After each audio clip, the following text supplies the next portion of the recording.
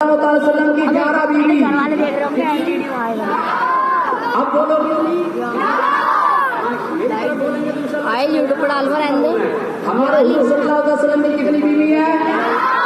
کمال یہ نہیں 11 بیوی ہیں، کمال یہ نراز ایک مینا ہے. نبی کی 11 بیوی نراز نہیں ہے، ایک مینا، اور ہماری ایک راضی وہ مینا. اور بھائی صاحب جس کی راضی ہے، جس سے اس سے بڑھیا کوئی آدمی نہیں، یہ بڑے کمال کی بات ہے.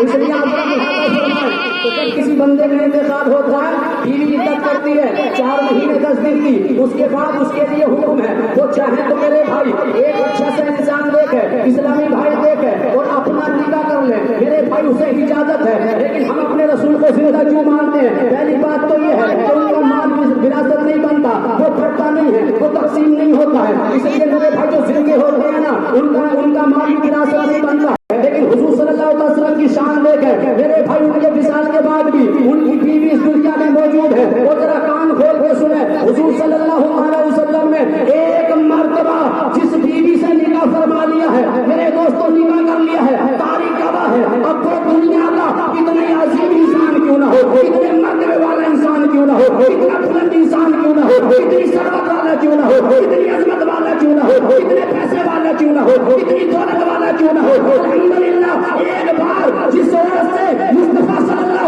علیہ وسلم نے نکاح فرما لیا ہے، اب تو ساری دنیا کے مردوں کے لیے بیوی حرام ہو جاتی ہے. اب کوئی بھی میرے بھائی اس سے نکاح نہیں کر سکتا، ساری دنیا کے مردوں کے لیے حرام ہے. میں نے پروردگار عالم کی بارگاہ میں تصور میں سوال کیا، اے پروردگار عالم، اے مالک مولا، اگر ہماری بیوی کا انتقال ہوتا ہے تو عدت کرنے کے بعد حکم ہے تو دوسرا نکاح کر لے، لیکن نبی کی بیویوں کے لیے بات ہمیں ادب سے سر چھپا کے آتے ہیں. نبی ہماری طرح نہیں، ہمارا بھی لعاب ہے، نبی کا لعاب ہے. اگر ہم تھوک دیں تو لوگ گھن کرنے لگے، ہمارے تھوک کو کوئی پسند نہ کرے. یہ نبی کا لعاب ہے، جہاں گیا کمال کر گیا. مولا علی کی آنکھیں دکھیں، نبی کا لعاب گیا آنکھیں اچھی ہو جائیں. نبی ہماری طرح نہیں ہے، حضرت قتادہ کی پیر کی ہڈی ٹوٹ جائے، میرے نبی کا لعاب لگے ہڈی جوڑ جائے. نبی ہماری طرح نہیں ہے، بلکہ پیر امیر میرا شیخ عبد القادر جیلانی بغدادی غوث اعظم بیان نہیں کرتے ہیں. میرے نبی 7 مرتبہ ان کے منہ میں اپنا لعاب دہن ڈال دیتے ہیں. پھر عالم یہ ہے کہ 70 ہزار کے مجمع میں تقریر کرتے ہیں.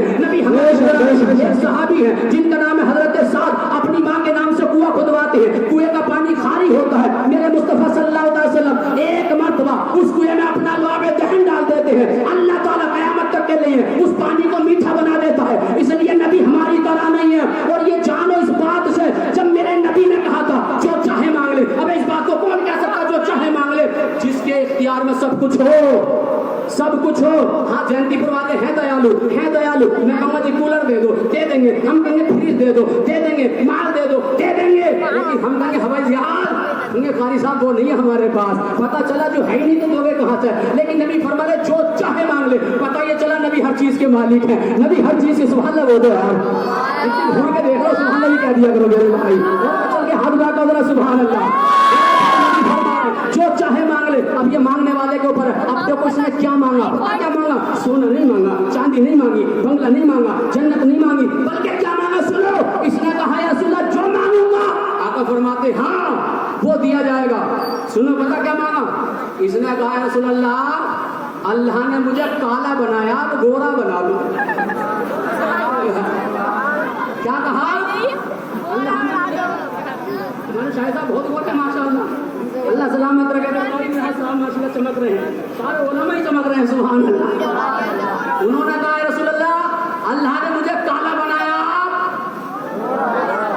کالا میں کہہ رہا ہوں، باقی آپ کہہ دو. اللہ نے کالا بنایا، گورا کر دو گورا. کچھ کالے چکر میں بھی ہے گورا ہونے کے. وہ الگ بات ہے بھائی صاحب، مارکیٹ سے کریم لگا کے پیسے خراب کر رہے ہیں. رات کو کریم لگا میں صبح کو وہی نکلے. اب تو بھائی صاحب دلہن بھی بیوٹی پارلر جا رہی ہے تیار ہونے اور خوب پلستر کرا کے آ رہی ہے. وہ کہہ رہا ہے بہن لگ تو بڑی خوبصورت رہی ہے مگر منہ مت کھولیے، یا جب ودا ہوگا تو روئیے مت، تاکہ بولے بس سب مسئلہ ختم ہو جائے. لیکن نہ سنو میرے بھائی، سنیے. کہا مجھے اللہ نے کالا بنایا ہے، آپ گورا بنائے. اب مجھے بتاؤ جینتی پور والوں، اگر مصطفیٰ صلی اللہ علیہ وسلم مختار نہ ہوتے تو کہتے بھائی یہ میرے بس کی بات نہ ہے. کیونکہ اللہ نے اگر کسی کو کالا بنا دیا اسے کوئی گورا، اور اگر کسی کو گورا بنا دیا اسے کوئی کالا لیکن مصطفیٰ نے وعدہ کیا جو مانگے گا وہ دیا جائے گا. تو اس نے رنگ مانگا, کہا رسول اللہ گھوڑا کر دیجئے. میرے مصطفیٰ نے انکار نہیں فرمایا, بلکہ مزمل والی چادر ڈالی, نورانی ہاتھ کو پھیرا. ابے کریم لگانے میں تو پھر بھی دیر لگتی ہے, یہاں چادر ڈالنا تھا, ہاتھ کو پھیرنا تھا. چادر مصطفیٰ نے ڈالی, ہاتھ مصطفیٰ نے پھیرا, الحمدللہ. بس ہاتھ کو لگانا تھا کہ اللہ تعالیٰ نے منٹوں کے سیکنڈوں میں گھوڑا بنا دیا, گھوڑا بنا دیا. اب جب غلام ہے اپنے آپ کو دیکھتا ہے, مصطفیٰ کو دیکھتا ہے, خود کو دیکھتا ہے, مصطفیٰ کو دیکھتا ہے. اس کے بعد میرے دوستوں ذرا سنیں, جب غلام نے یہ دیکھا تو نبی فرماتے ہیں کیا دیکھ رہا ہے, کیا دیکھ رہا ہے؟ کہا اب دیکھنا کچھ نہیں ہے, آپ دیر مت لگاؤ. وہی کلمہ جو فاروق پڑھتے ہیں, وہی کلمہ جو عثمان پڑھتے ہیں, وہی کلمہ جو علی پڑھتے ہیں, وہی کلمہ جو بلال پڑھتے ہیں. یا رسول اللہ دیر مت لگاؤ, پڑھا دو لا الہ الا اللہ محمد رسول اللہ. ادھر کلمہ پڑھا, نبی فرماتے کیا سمجھ کے پڑھا, کیا سمجھ کے پڑھا؟ غلام نے کہا میں سمجھ گیا. کیا سمجھ گیا؟ میں سمجھ گیا. کیا سمجھ گیا؟ آخری جملہ میری تقریر کا سنیں. غلام نے کہا سمجھ گیا. کیا سمجھ گیا؟ غلام کہتا ہے آقا میں سمجھ گیا. ارے جس نبی کو اللہ نے ایسی پاور دی ہو, اگر وہ دنیا میں کسی کالے رنگ والے کو اگر گھوڑا بنا سکتا ہے تو اس نبی کو اتنی پاور دی ہے کہ مرنے کے بعد جنت بھی دلائے گا.